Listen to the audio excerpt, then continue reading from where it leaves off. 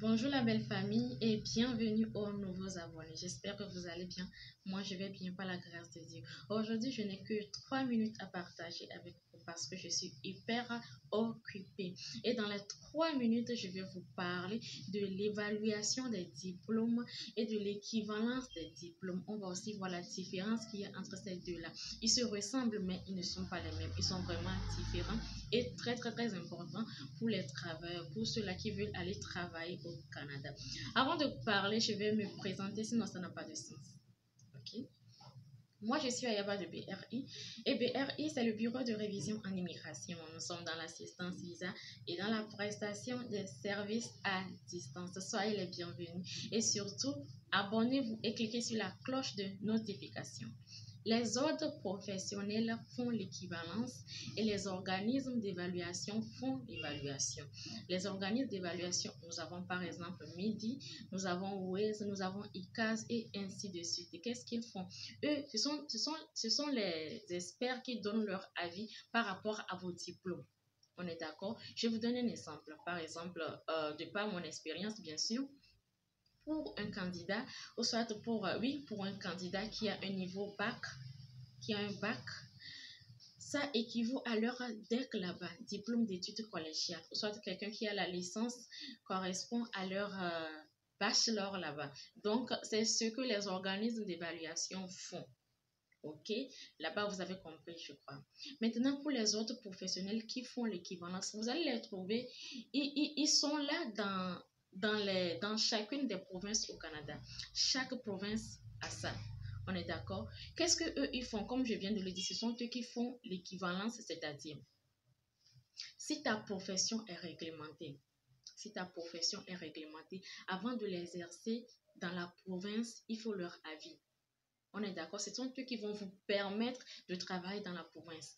Si vous ne passez par eux, si vous ne passez pas par eux, vous n'allez pas pouvoir travailler au Canada. Vous n'allez pas pouvoir travailler dans la province en question. On est d'accord? Au Canada, il y a ce qu'on appelle les ordres professionnels. C'est ça que je viens de dire. Et ils sont là dans les provinces. Dans chaque province, vous allez les trouver.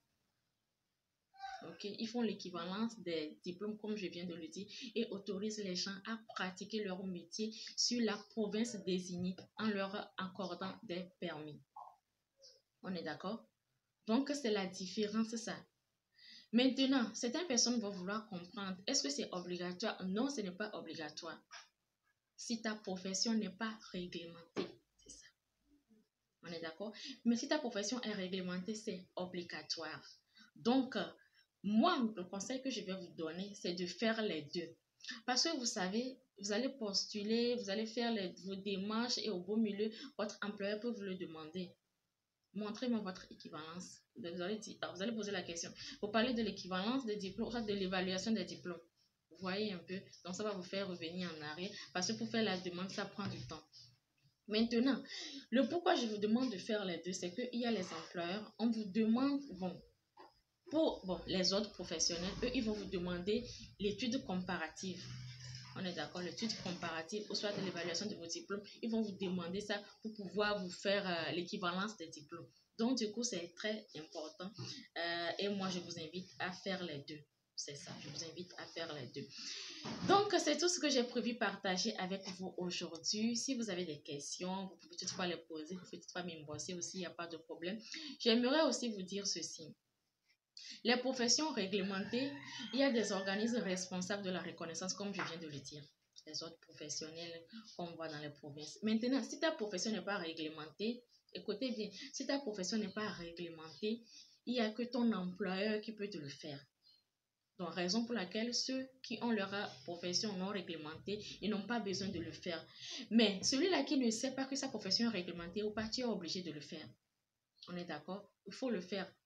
C'est mieux, il faut le faire. Maintenant, si toi, tu es sûr que ta profession n'est pas réglementée au Canada, ben laisse tomber, tu postules et puis ton employeur voit tout, il va te demander, il va te poser les questions, patati patata, et puis ton employeur même peut le faire. On est d'accord. Donc, en quelque sorte, c'est ça. C'est ce que j'ai prévu partager avec vous aujourd'hui. J'espère que vous avez compris et j'espère que ça va aider certaines personnes parce que c'est très important. C'est vraiment très, très important. Sur ce, je vous laisse passer une belle journée et surtout, n'oubliez pas, abonnez-vous et cliquez sur la cloche de notification. Bisous, bisous.